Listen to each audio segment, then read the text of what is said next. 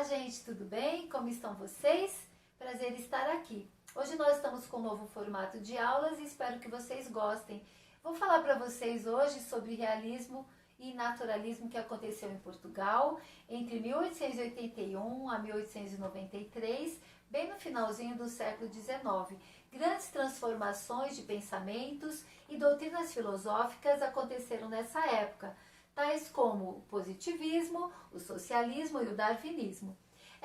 Essa escola literária trouxe também algumas características, que é a oposição ao romantismo, o detalhe de riquezas, dos personagens, universalismo, que é o eu deixando de lado para colocar o coletivo, e também o objetivo, eles não queriam mais o subjetivismo. Entre todas essas questões, o que vocês devem lembrar é que o objetivismo era o mais importante e a oposição ao romantismo. Essa questão que eu vou falar agora para vocês chama-se Questão Coimbra. O que foi isso? Foi uma questão que é uma disputa, na verdade, entre os jovens que estavam querendo uma nova tecnologia, novas ideias e tal, e os românticos que eram bem conservadores. E entre os dois está Feliciano de Castilho, que é um romântico puro, com as ideias conservadoras, e Antero de Quental, que é revolucionário, filosófico, cientificista. O que aconteceu? O Antero de Quental escreveu um poema, Ode ao Modernismo, e Feliciano de Castilho rebateu isso lá no jornal. Aí o Antero de Quental, não gostando disso, escreveu criticando o velho Feliciano de Castilho conservador. O que ele escreveu? Bom senso e bom gosto. Isso aconteceu várias vezes, até que Antero de Quental ganhou essa causa, dando ênfase a todas essas ideias revolucionárias. Muito tempo depois disso, os estudantes já formados se encontravam num cassino lisbonense para divulgar as ideias revolucionárias, para falar sobre o romantismo e contra o romantismo, contra os romancistas. Então essa ideia toda teve muita confusão e aí o cassino acabou sendo completamente fechado. Agora eu vou falar para vocês sobre alguns autores. E um dos principais autores foi o Eça de Queiroz.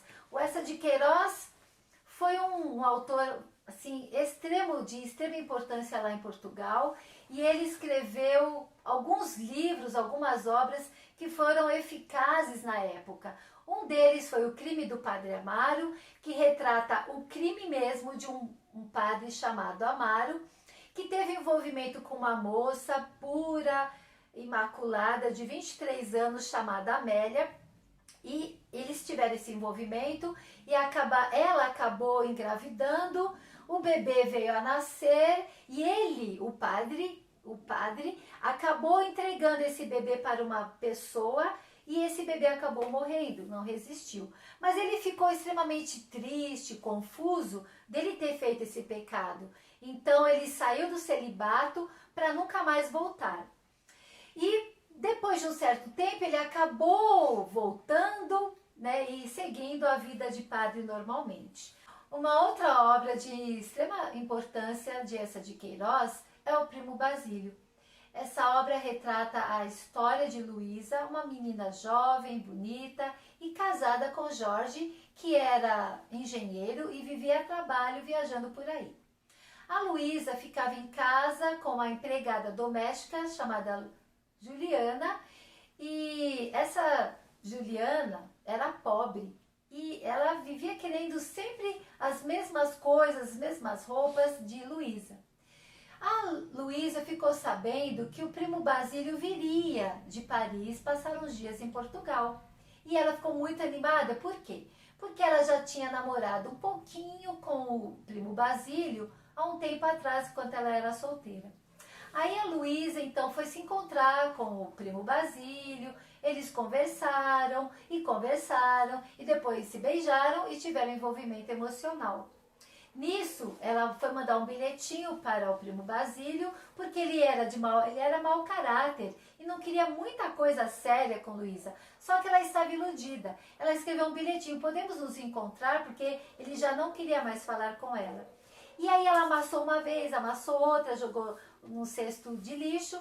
E a Juliana pegou, foi limpar e pegou esse papelzinho e viu isso. E ficou ameaçando Luísa: olha, você vai ter que me dar dinheiro para eu não contar nada para ninguém. Olha, você vai ter que fazer isso, você vai ter que fazer os deveres de casa. Aí a Luísa foi ficando fraca, foi ficando emocionalmente debilitada, ficou acamada. Nisso o Jorge chega. Quando o Jorge chega, encontra a Luísa totalmente triste, bem abatida, bem desanimada, e falou: o que está acontecendo? E ela não falava. Só que depois de um certo tempo, o primo Basílio foi embora, não quis mais saber da Luísa, ela ficou desanimada com isso. E o Jorge ficou sabendo dessa história. Mandou a Juliana embora, a Juliana teve um problema sério de saúde, acabou morrendo e a história termina aqui. Luísa também morre nos braços de Jorge. E antes dela morrer, o Jorge falou assim: mas eu te perdoaria, porque eu te amo e para sempre. Só que ela morre. E aí essa história, então, ficou assim, extremamente importante, tá? Só lembrando que o realismo e o naturalismo caminharam juntos. Porém, o realismo é mais psicológico e o naturalismo é mais patológico, uma linguagem mais chula e animalesca. Falando também, lembrando a vocês, que o naturalismo é uma vertente, é um bracinho do realismo, tá? Agora eu vou passar para vocês um resuminho da aula, tá? Então aqui, realismo e naturalismo aconteceu em Portugal entre 1881 a 1893, portanto final do século XIX, e a questão Coimbra foi uma divergência entre o que estava acontecendo dos conservadores, que eram os românticos, contra os jovens que estavam estudando, fazendo faculdade e tendo umas ideias revolucionárias, cientificistas e filosóficas diferentes do romantismo, tá? Falar isso, eu quero retratar vocês também lembrando das obras de Eça de Queiroz que eu falei aqui, que foi O Crime do Padre Amaro e foi também O Primo Basílio, tá bom? Então espero que vocês tenham gostado e até a próxima aula.